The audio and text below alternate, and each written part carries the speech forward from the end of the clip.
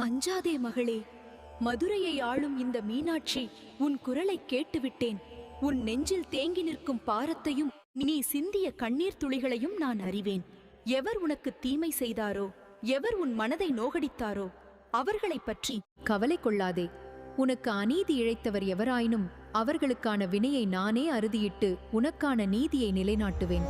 இனி உன் கவலைகள் அனைத்தும் என் பொறுப்பு.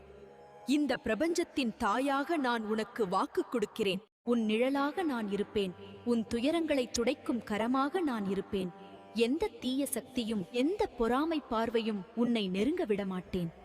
நான் உன்னை பார்த்து கொண்டிருக்கிறேன் என்ற நம்பிக்கையோடு உன் கடமையைச் செய். உன் வாழ்வில் இனி வசந்தம் வீசும்.